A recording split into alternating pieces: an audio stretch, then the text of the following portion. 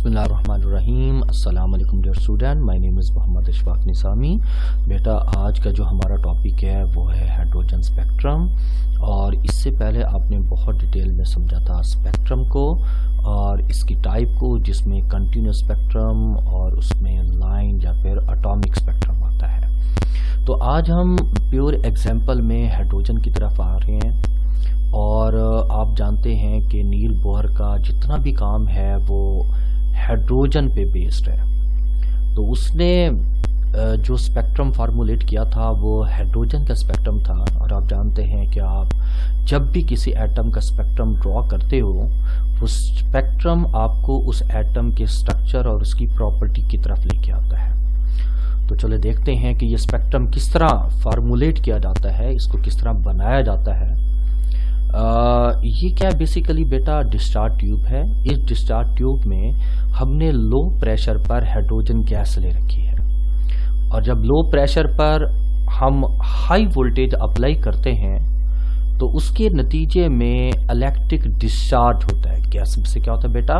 Electric discharge होता है। और उस इलेक्ट्रिक डिस्चार्ज की प्रेजेंस में अंदर एक ब्लू कलर की लाइट एमिट होती है।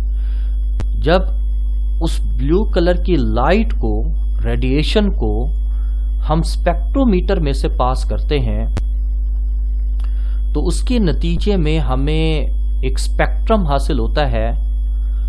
और उस स्पेक्ट्रम को हम नाम देंगे हाइड्रोजन एमिशन स्पेक्ट्रम, जिसमें डार्क बैकग्राउंड होता है और उस डार्क बैकग्राउंड पे ब्राइट लाइंस अपीयर होती हैं।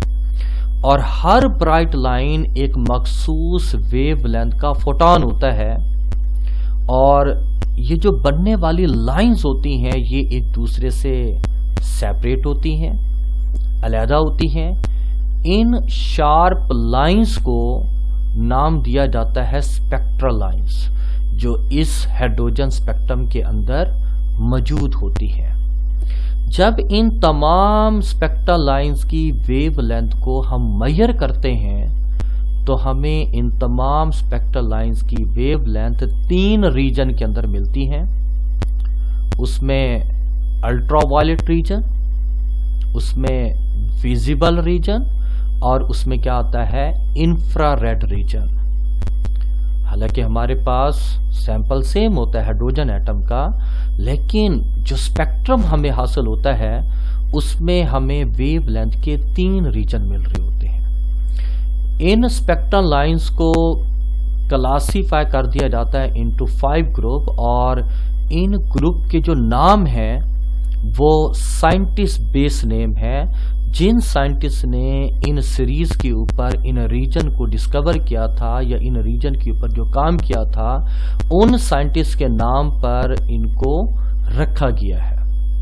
फॉर एग्जांपल अगर हम ये कहें कि हाइड्रोजन स्पेक्ट्रम में वो स्पेक्ट्रल लाइन जिनकी वेवलेंथ अल्ट्रावायलेट रीजन के अंदर आ रही होती हैं, इन अल्ट्रावायलेट रीजन के ऊपर जिस साइंटिस्ट ने काम किया था उसका नाम क्या बेटा? लेमन है। तो इन सीरीज को हम क्या बोलते हैं?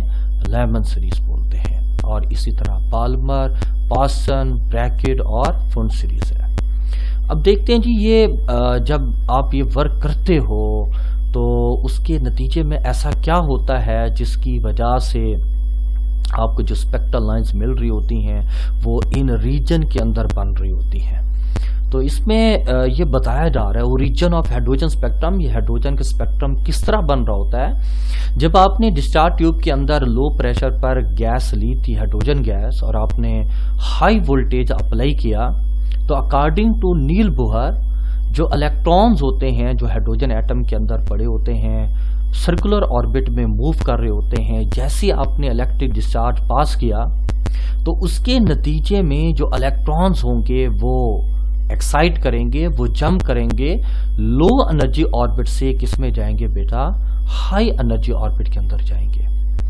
और फिर वही इलेक्ट्रॉन जो एक्साइट हुए जब वो दोबारा डी एक्साइट होंगे, हाई एनर्जी से जब लो एनर्जी ऑर्बिट की तरफ आएंगे तो वो इलेक्ट्रॉन मखसूस एनर्जी के फोटोन को, वेवलेंथ को खारिज करेंगे, रेडिएशन को खारिज करेंगे। और उसके नतीजे में ब्राइट लाइन प्रोड्यूस होंगी अगेंस्ट डार्क बैकग्राउंड, यानी जो स्पेक्ट्रम आपको मिल देगा उसको आप एटॉमिक एमिशन स्पेक्ट्रम का नाम देंगे। उस स्पेक्ट्रल लाइंस के 3 रीजन हमें मिल रहे होते हैं, एक उसमें अल्ट्रा वायलेट रीजन, एक विजिबल, और बाकी जो हैं वो इंफ्रारेड रीजन होते हैं। तो लाइमन ने हाइड्रोजन स्पेक्ट्रम में मौजूद जो स्पेक्ट्रल लाइंस थी जो अल्ट्रा वायलेट रीजन में आ रही थी उसके बारे में क्या एक्सप्लेन किया। लाइमन के मुताबिक बिफोर एक्साइटेशन इलेक्ट्रिक डिस्चार्ज पास करने से पहले हाइड्रोजन एटम में जो इलेक्ट्रॉन होता है वो लो एनर्जी ऑर्बिट के अंदर मूव कर रहा होता है, फर्स्ट ऑर्बिट के अंदर मूव कर रहा होता है। और ये जो फर्स्ट ऑर्बिट होगा ये इसका लो एनर्जी ऑर्बिट होगा। जैसे ही आप इलेक्ट्रिक डिस्चार्ज को पास करेंगे ये इलेक्ट्रॉन जो फर्स्ट ऑर्बिट के अंदर मूव कर रहा होता है ये एक्साइट करेगा लो एनर्जी ऑर्बिट से हाई एनर्जी ऑर्बिट की तरफ जाएगा, और वही इलेक्ट्रॉन जब डी एक्साइट होके वापस आएगा तो हर बार ऑर्बिट में से गुजरने के दौरान, ऑर्बिट की चेंज होने के दौरान वो एक मखसूस रेडिएशन के फोटोन को खारिज करेगा, और उन रेडिएशन की वेवलेंथ जब आप मेजर करेंगे तो वो हमेशा किसके अंदर आएंगी, अल्ट्रा वायलेट रीजन के अंदर आएंगी। तो लाइमन के अकॉर्डिंग जब इलेक्ट्रॉन डी एक्साइट होकर दोबारा अपने फर्स्ट ऑर्बिट के अंदर आएगा तो उसके नतीजे में जो खारिज होने वाली रेडिएशंस होंगी उनकी वेवलेंथ आपको अल्ट्रा वायलेट रीजन के अंदर मिलेंगी। लेकिन हाइड्रोजन स्पेक्ट्रम में वो स्पेक्ट्रल लाइंस जो विजिबल रीजन के अंदर आ रही थी उसमें लाइमन अनएक्सप्लेन रहा कि उसकी वजह क्या होती है। हमें इसकी वजह कौन बताता है बेटा, बाल्बर बताता है। बाल्बर ये बताता है कि बिफोर एक्साइटेशन ये हो सकता है कि इलेक्ट्रॉन फर्स्ट ऑर्बिट के बजाय वो सेकंड ऑर्बिट के अंदर इवॉल्व कर रहा हो। तो एक्साइटेशन से पहले इलेक्ट्रॉन जिस ऑर्बिट के अंदर मूव कर रहा होता है वो उसका लो एनर्जी ऑर्बिट होता है, और ये लो एनर्जी ऑर्बिट क्या होगा, सेकंड ऑर्बिट होगा। ये गलती से ऊपर लिखा गया N2, ये नीचे होगा, ठीक है बेटा। और जैसी आप इलेक्ट्रिक डिस्चार्ज पास करते हो तो इलेक्ट्रॉन सेकंड ऑर्बिट से जंप करेगा, हाई एनर्जी ऑर्बिट की तरफ जाएगा, और वो डी एक्साइट होके जब दोबारा सेकंड ऑर्बिट में आएगा तो उस दौरान जो एनर्जी बंडल, जो एनर्जी फोटोन वो खारिज करेगा उनकी वेव लेंथ विजिबल रीजन के अंदर आ रही होगी। और वो स्पेक्ट्रल लाइंस जिनका रीजन इंफ्रारेड बनता है उसमें पासन, ब्रैकेट और क्या था बेटा, फुंड सीरीज आती हैं। इनके मुताबिक हो सकता है कि एक्साइटेशन से पहले इलेक्ट्रॉन थर्ड ऑर्बिट के अंदर पड़ा हो।